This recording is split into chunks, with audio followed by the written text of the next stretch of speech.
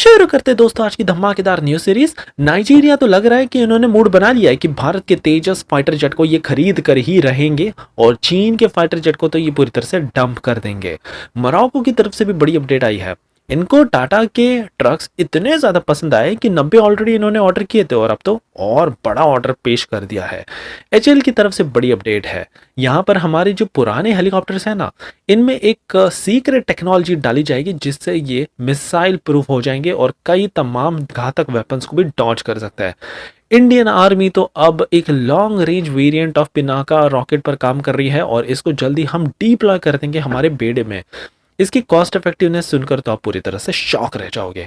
America की company जी की तरफ से भी बड़ी अपडेट आई है। लग रहा है कि ये डर चुके हैं फाइनली कि भारत कहीं रशिया चला गया। अगर इन्होंने कंपैटिबिलिटी वाला इंजन ढूंढ के निकाल लिया और ये अपने तेजस प्रोग्राम में लगाने लग गए, तब तो इस अमेरिकन कंपनी को बिलियंस ऑफ डॉलर्स का लॉस हो जाएगा। सो इसी रीजन के चलते अब यहाँ पर अमेरिकन कंपनी दौड़ती आई है हमारी कंपनियों के पास और कह रही है कि आप सुनिश्चित रहिए।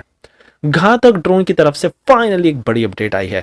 यहाँ पर तो हम अब कई तमाम फ्लीट्स डिप्लॉय कर देंगे ऑफिशियली इंडियन एयरफोर्स में। सो काफी इंटरेस्टिंग आज की सीरीज होने वाली है, इसलिए प्लीज आप एंड तक देखिएगा। साथ ही में अगर आप चैनल पर नए हैं तो प्लीज हमको सब्सक्राइब करना भी मत भूलिएगा, क्योंकि आप तक ऐसी इंफॉर्मेटिव मजेदार खबरें हम हर दिन लेकर आते हैं। सो पहली खबर आ रही है नाइजीरिया की तरफ से। यहाँ पर नाइजीरिया को अपनी एयर स्ट्रेंथ को और ज्यादा मजबूत करना है। आपको बता दें कि एक हाई प्रोफाइल विजिट हुई थी प्राइम मिनिस्टर नरेंद्र मोदी जी की और यहाँ पर नाइजीरिया के प्राइम मिनिस्टर की। इस दौरान cutting edge single engine multi role fighter jet Tejas के बारे में भी चर्चा हुई और नाइजीरिया को तो ये एयरक्राफ्ट बहुत ज़्यादा पसंद आया। ये चाहते हैं कि इनके पास जो पुराना चाइना का चेंगडू F7NI फाइटर जेट है, इसको रिप्लेस कर दिया जाए पूरी तरह से और भारत के तेजस MK1A फाइटर जेट को ये प्रोक्योर करने लग जाए। अब भारत यहाँ पर अकेला कंपेटिटर नहीं है, यहाँ पर चीन भी बहुत शाना है। इन्होंने भी अपना ऑफर पहले ही दे दिया कि हम आपको JF-17 थंडर ऑफर कर सकते हैं। लेकिन क्या बेनिफिट है और क्यों नाइजीरिया भारत को चूज करूंगा, इसके मैं दो रीजन आपको बताता हूँ। सबसे पहले तो भारत ने कहा है कि हम आपको 200 मिलियन का लाइन ऑफ क्रेडिट ऑफर करेंगे सो दैट फाइनेंशियली आप इजीली एक्सेस कर सकते हैं। और दूसरा, हमारा ये जो तेजस MK1A है ना, ये ऑपरेशनल एक्सपीरियंस के साथ साथ एडवांस एवियोनिक्स के साथ आता है। सो वाकई में कंपेयर टू चाइनीज वर्जन ये बहुत ही ज्यादा अत्याधुनिक है और काफी रिलायबल है। रिपोर्ट्स की जाने तो ये भी बताया जा रहा है कि इंडिया ने ये जो नया ऑफर पेश किया है ना लाइन ऑफ क्रेडिट का, इससे तो नाइजीरिया आराम से 4 से 5 LCA तेजस MK1A फाइटर जेट का प्रोक्योरमेंट स्टार्ट कर सकता है और फिर धीरे धीरे बाद में ये 15 और कई तमाम 24 ऐसे एयरक्राफ्ट प्रोक्योर करने लग जाएंगे। सो इससे भारत की डिफेंस इंडस्ट्री और ज्यादा मजबूत होगी। हमारी अगली खबर फिर से एक अफ्रीकन कंट्री की तरफ से आ रही है। मोरक्को की आर्मी, इनकी जो रॉयल मोरक्कन आर्मी है, इनको टाटा के जो LPTA टैंक्स है 6x6 2445, ये इतने ज़्यादा पसंद आए कि ऑलरेडी ये 90 इस तरह के ट्रक्स की डिलीवरी ले चुके हैं और अब तो इन्होंने कहा है कि हमको ये और चाहिए। एक नया ऑर्डर इन्होंने डाल दिया है टाटा पर और अब इन सारे टैंक्स को भारत में मैन्युफैक्चर करके मोरक्को को एक्सपोर्ट किया जाएगा।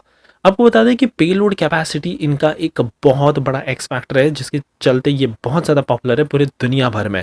ये काफ़ी हैवी पेलोड्स को ले जा सकता है और वो भी काफ़ी चैलेंजिंग ऑपरेशनल इन्वायरमेंट्स में।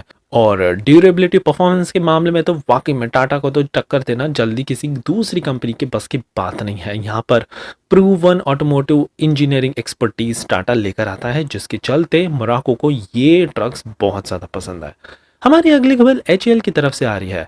यहाँ पर आपको बता दें HAL ने एक लाइट कॉम्बैट हेलीकॉप्टर डेवलप किया था, लेकिन प्रॉब्लम यहाँ पर यह है कि आज के ज़माने को देखकर ये इतना उतना अत्याधुनिक नहीं बनाया गया है।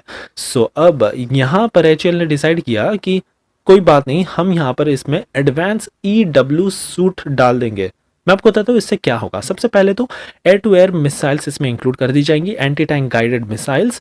इसके साथ ही किसी भी प्रकार के होस्टाइल एनवायरनमेंट को ये आसानी से भाप सकता है, डिटेक्ट कर सकता है, सोफिस्टिकेटेड ट्रैकिंग सिस्टम लगाया जाएगा, रेडार डिप्लॉय किया जाएगा, इंफ्रारेड होगा, रेडार गाइडेड वेपन सिस्टम भी डाल दिया जाएगा, electronic surveillance, high stake operational scenario, ये सारा कुछ देख सकता है और इन सारी कैपेबिलिटीज के साथ ये हाई ऑल्टीट्यूड में इजीली ऑपरेट कर सकता है। इसी सारे फीचर से आप अंदाजा लगा सकते हो कि कितने इजीली ये दुश्मनों की मिसाइलों को डॉच कर सकता है। पहले ही उनके एक्शन के पहले ये रिएक्शन फेंक सकता है और दुश्मन उसी टाइम नष्ट कर देगा। सो वाकई में ये अपग्रेड वर्थ इट है और भारत की पूरी फ्लीट को अपग्रेड करने का यहाँ पर प्लान बनाया जा रहा है। इंडियन आर्मी की तरफ से बड़ी अपडेट आई है। यहाँ पर तो दुनिया भर में पिनाका रॉकेट सिस्टम की डिमांड इतनी तेजी से बढ़ गई है कि इंडियन आर्मी भी अब एक नए प्रकार का पिनाका रॉकेट सिस्टम पर काम कर रही है। इसका नाम है पिनाका MK2 MLRS। बताया जा रहा है कि इसकी सबसे खास बात है कि टिपिकल जो 70 किलोमीटर्स का पिनाका का रेंज है, सो अब इस नए वर्जन में ये तो ऑलमोस्ट डबल ही है।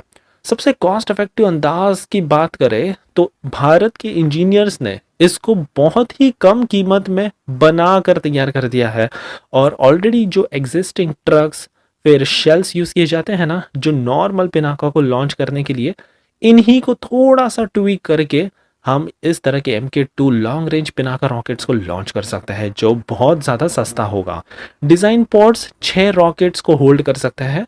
अर्मेनिया को बहुत पसंद आया था, उसके बाद फ्रांस भी अब बातचीत में है और देखने लायक होगा कि कब फ्रांस ये डील को साइन करता है। हमारी अगली खबर अमेरिकन कंपनी की तरफ से आ रही है। GE F404 इंजन ये बहुत ज़्यादा पॉपुलर हुआ था पिछले बार क्योंकि बहुत डिले करा दिया था इन्होंने, जिसके चलते हमारे तेजस MK1 फाइटर जेट तो फैक्ट्री से निकल ही नहीं पा रहा है, तैयार खड़े हैं, बस इंजन ही नहीं है। और इसी रीजन के चलते फिर इंडिया गया था रशिया इनके इंजन्स को एक्सप्लोर करने के लिए। लेकिन अब लग रहा है कि इस अमेरिकन कंपनी को थोड़ी मिर्ची लग चुकी है और ये HAL को कह रही है कि अब आप सुनिश्चित रहिए 2025-26 तक आपकी जो भी डिलीवरी है ना, हम बहुत ज़्यादा स्टेबलाइज करना स्टार्ट कर देंगे। यहाँ पर इन्होंने आंकड़े भी दिए, इन्होंने कहा कि एटलीस्ट 24 से 26 इंजन हर साल हम आपको देते रहेंगे सो दैट आपका जो मैन्युफैक्चरिंग टारगेट है 24 तेजस MK1A फाइटर जेट हर साल बनाने का, इसको हम पूरी तरह से कंप्लीट कर सके और आने वाले समय में आपको इस तरह के जो पास्ट में अनएक्सपेक्टेड डिले थे ना, वो ज़्यादा नहीं देखने मिलेंगे।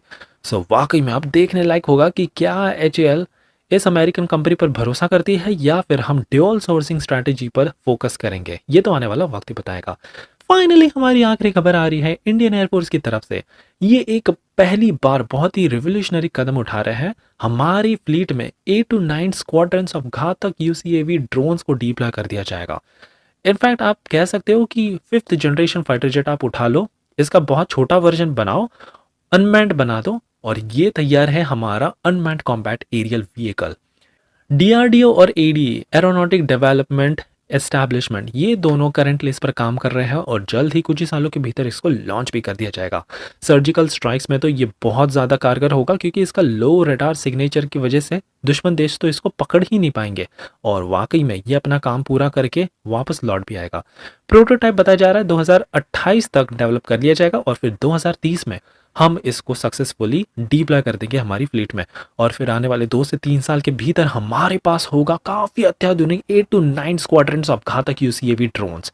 इसमें काफ़ी कुछ फीचर्स भी है, स्ट्राइक कैपेबिलिटी होगी, डीप स्ट्राइक कैपेबिलिटी भी डाली जाएगी, SEAD सीड फीचर भी है, that mean suppression of enemy air defence system, और इंटेलिजेंस गैदर करने के लिए तो ये तो बेस्ट होगा। सो ये थी हमारी आज की धमाकेदार न्यूज़ सीरीज़। आई होप कि आपको ये सीरीज पसंद आ रही है और अगर हाँ तो प्लीज़ एज यूजुअल एक लाइक करना मत भूलिएगा।